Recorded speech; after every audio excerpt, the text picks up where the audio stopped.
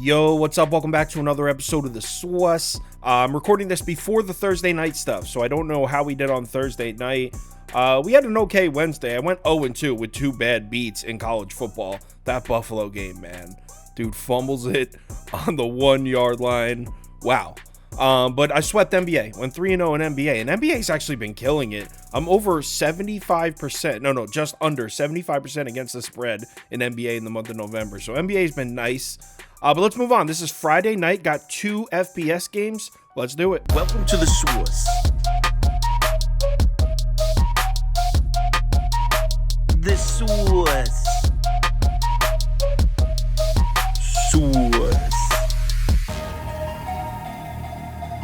Hey, get the SWUS. First up, we got South Florida on the road in San Antonio to play the Roadrunners. UTSA laying 16.5 points at home here. Total sitting at 66.5. Public's coming in heavy on UTSA here. Everyone's betting the Roadrunners. This number got bet up from 16 to 16.5. There still are a couple 16s out there, though. So the first thing you got to take note of when you're talking about this UTSA team is the games that Frank Harris missed. Because this team started off the season 1-1. Then Frank Harris got hurt. And then they played two games with their backup quarterback, lost them both. So they were sitting at 1-3. Everyone was kind of writing this UTSA team off. But since Frank Harris has been back at quarterback for UTSA, they've now won 6 games in a row, all of them by 12 points or more. I mean, no one's really even come close to him since Harris came back.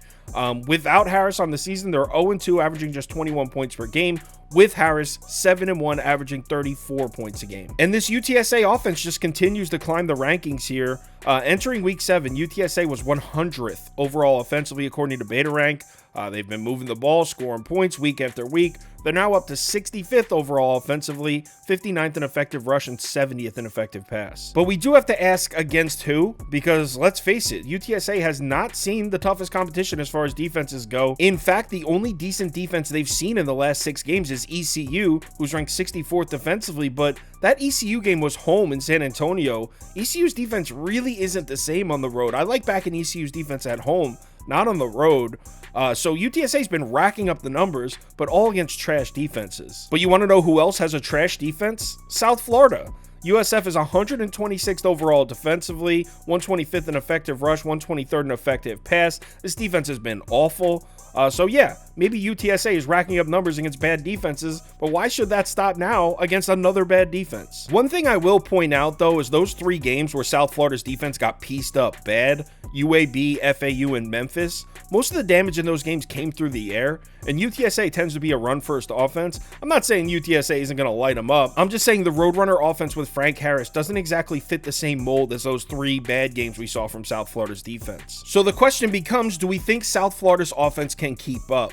We're talking about covering a 16.5 point number here, so thinking that UTSA is going to score a bunch of points isn't enough to place a bet. We need to know that the defense is going to make stops as well.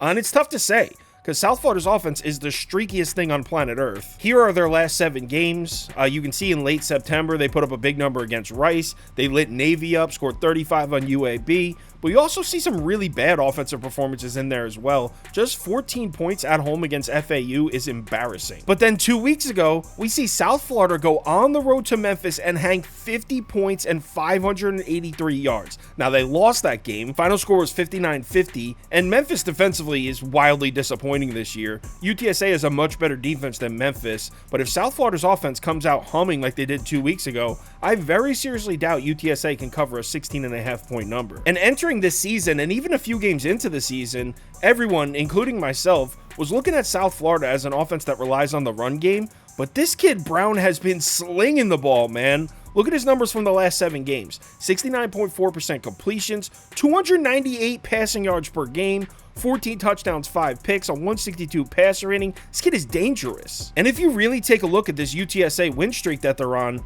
where are the passing attacks that they've seen? Has this secondary been tested at all? UAB can throw the ball, but Jacob Zeno got hurt in that game. That's their quarterback and by far their best player. Score of that game was 24-20 in the third quarter. Now, UTSA ended up beating them 41-20 with the backup for UAB taking over, but UAB was battling them for a big chunk of that game. What other passing attacks has UTSA seen here? I mean, North Texas can throw the ball a bit. They battled UTSA. In fact, they outgained UTSA in that game. And then Rice last week, that's a passing team, but Remember, JT Daniels didn't play in that Rice game, and he's the entire Rice offense. I think this UTSA defense is wildly untested, especially against the pass, and Byron Brown in South Florida might be the perfect offense to exploit it. I think South Florida's live here. I'm going to take the 16.5 points. I'm even going to throw a few dollars on the money line at plus 600. That's extremely high risk. So if you want to tell me, take the points.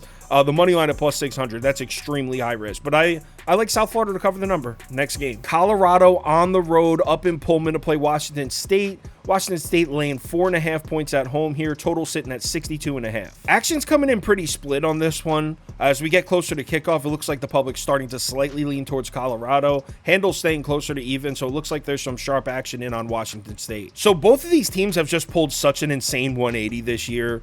Colorado starts off the season 4-2. They've since lost 4 consecutive games. Washington State started off the season 4-0. They've since lost 6 consecutive games. 2 losing streaks. One of them's got to end here. When we take a look at these two teams next to each other, this is just an extremely unique matchup here. You got 2 teams that cannot run the ball and 2 defenses that cannot stop the run.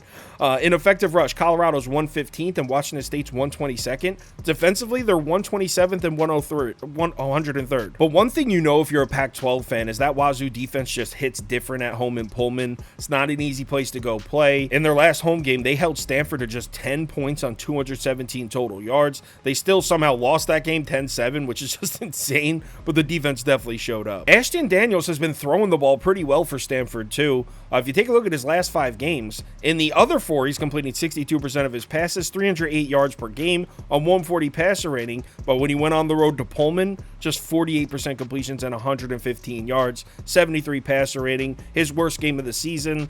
This is definitely going to be a challenge for Shedeur Sanders. And this Colorado passing attack just hasn't quite been the same as what it was earlier in the season. Remember, they changed play callers. They tried to slow the offense down to give Shedeur Sanders some protection, some run support. It just really hasn't worked.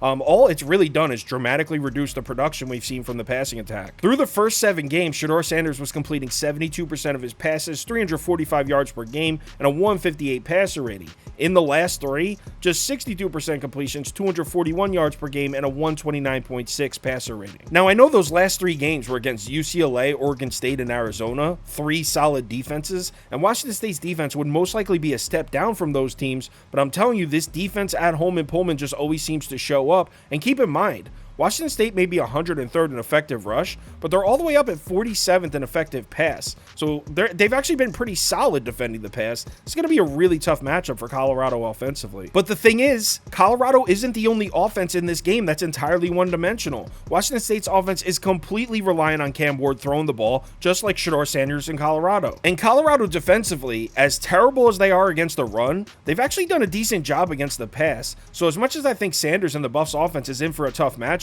you can say the same exact thing about Cam Ward trying to throw the ball in that Colorado secondary, which, by the way, is more than just Travis Hunter. They got a couple guys back there that can make plays, which is why there's just no way I can lay 4.5 points with Wazoo here. Maybe if this one dropped all the way down to 3, I could consider it, but at 4.5, I'm leaning towards Colorado in this one. I don't love it. I feel like I have to play it at this number. To be honest, I think the move here is to play the under at 63. It's down to 62.5 now. I just lost the bet last week playing the under in the Arizona-Colorado game, but I'm going right back to it here. I think both offenses are going to struggle. Both teams need a win badly, so I can see some conservative play calling on both sides. Public's coming in on the over. The total still drops. Give me the under. You can get it at 63 right now. Give me the under at 63 with a lean towards Colorado plus 4.5. If you want our top bets for all sports, parlays of the day, or you want to join our Discord, head over to KyleKirms.com. The information's right there on the homepage. Friday night, big NBA night, but we do have a couple FPS games, but my attention will most likely be on the NBA. Let's have ourselves a good one. Remember to bet responsibly, and I'll talk to you in the Discord.